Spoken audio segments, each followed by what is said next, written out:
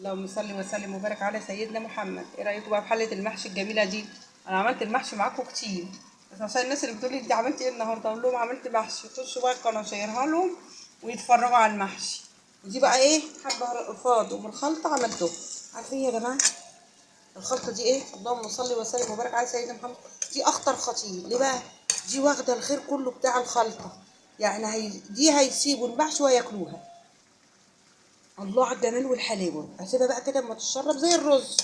حط شويه من هنا، حطيته بيغلى. شايفين اهو بتغلى الطقطقه اهي.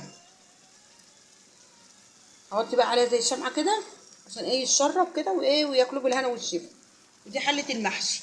يلا بقى نشوف مع بعض الفراخ اللي في الفرن اللي عملتها معاكم في الفيديو التاني الاولاني. ده الفيديو التاني وده الفيديو الاولاني.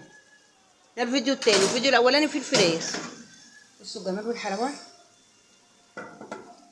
ايه رايكم بقى لما طلعت من الفرن؟ دي اللي دعكناها بالبصله وكل البهارات اللي عندنا والتوابل. ولو عندك كوبايه زبادي بتدعكيها بيها. دي كده يا جماعه معموله على الفرن، معموله على الشوايه ولا مش معموله. بتحطي بقى ايه الفحم كده، حطي الفحم فيها كده، تطلع بقى البخار بتاعها وتغطيها. تغطوا بقى كده وتشوفوا بقى البخار اللي طالع بقى والجمال والحلاوه اهو. طبعا اكيد شايفين البخار. وتغطي بقى كده كانك ايه عاملاها عند الايه الحياتي. الجمال والحلاوه والطعام. بصوا يا رب تكونوا شايفين البخار طالع ازاي. حاجه بقى اخطر خطير. بصوا جمالها وحلاوتها.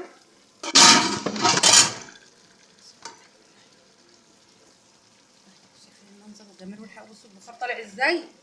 يا رب يكون البخار طالع لكم. ولا الريحه بقى يا جماعه، ولا الحلاوه والطعام.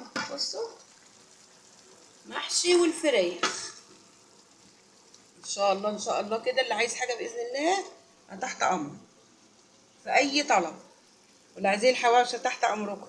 والخلطه اهي بقى. بصوا اتشربت ازاي جميله وحلاوه. حلاوتها حلاوه. بصوا الجمال والحلاوه.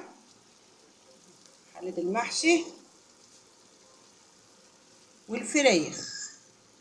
البخار بقى طالع بتاع ايه كانك عملتيها عند الراجل بالظبط.